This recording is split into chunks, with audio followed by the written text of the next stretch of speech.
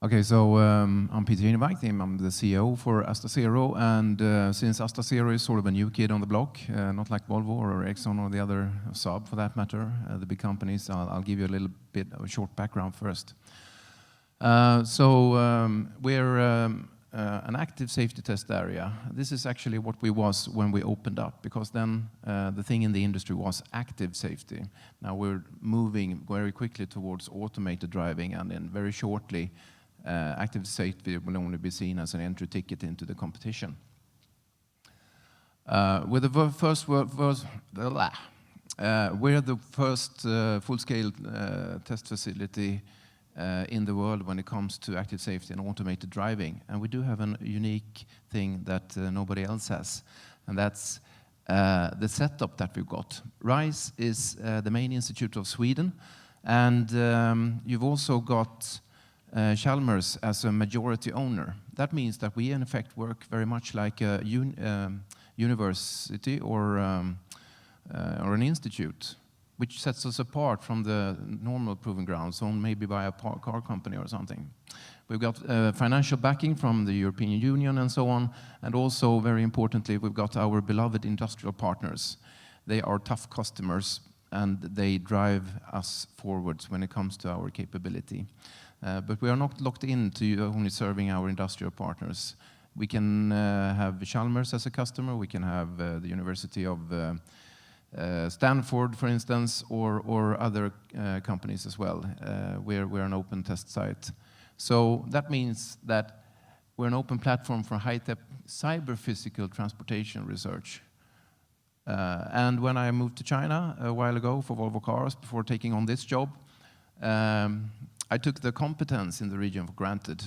I could just walk out and essentially bump into somebody in the city with world-leading competence within automated driving, and I believe that was the case all over the world. Not so in Shanghai. 23 million people, very much less competence density. Maybe there's one or two persons there at that time that would know things that I took for granted. And it's actually a competence band that stretches across Sweden from Gothenburg via Linköping up to Södertälje and Stockholm, mainly. So this is a great benefit for us. It's a big old place, and it's adapted to suit both drones, heavy trucks, cars, and all sorts of transportation systems. The area is located about 45 minutes from here, and it's about 3 by 2 kilometers big in size. So we've got 4 main test environments. The top left one is a stretch of highway, where you can do all sorts of highway scenarios like cooperative driving and things. It's 700 meters long. Top right, you got a very big open area, we call the high-speed area, where you can do experiments that are very dangerous, or from a stability point of view, or it requires a lot of space. We'll actually be seeing an example of what you can do there later on. Bottom left, we've got a stretch of countryside road or rural road. It's about 6 kilometers long. And what does people do in cars when they are driving on the countryside road? Well, all the wrong things, I would say, a lot of the time. And in order to make them do all the wrong things at our proving ground as well, and we can measure what they're actually doing and how to get them into the right state of mind when things are happening, it's a loop. So they can drive lap after lap after lap after lap. And when they're getting bored, not thinking about the fact that they're in an experiment any longer, then we do the research. Yeah, bore people, that's what we do. And then we got a small city. In cities, you've got the conflicts between pedestrians, cars, trucks, e-bikes, and the drones, obviously, in the future. And the conflicts in paths are most expressed in the intersections. So that's what our city is about. It's an intersection. And there are all sorts of experiments can be done. So I've shown you a lot of asphalts and pictures with cars in them. What about the challenges and the opportunities? Well, we are evolving. And we are evolving to support the cyber-physical aspects of the transportation system in the future. And you can read for yourselves. Essentially, complex testing capability, connected vehicles, blending of computed science development methods, targets, standardization, efficiency of getting the data generated, things like that. Obviously, robustness of automated vehicle sensing.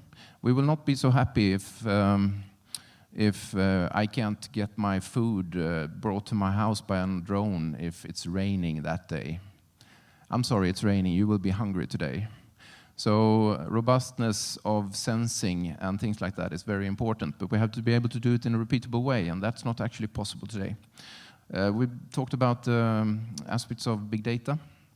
We need to take something that's been found on the field, maybe a crash with an automated vehicle, create a scenario out of it in a very quick manner, and then be able to repeat it, to be able to show that the problem is no longer there in a good way. And obviously, finally, the automated transport systems integration into society, mobility as a service and so on. There's a lot of research that needs to be done, and some of it is very well adapted to be done on a proven ground, especially if there might be risk involved, if the experiment doesn't go the way we want to. So I'll try to give you a little bit of a flavor of that. Here is a YouTube clip from a group at Chalmers, S2, that's been on the high-speed area, doing an experiment. They blend and optimize traffic into an intersection. You'll see 3 vehicles approaching.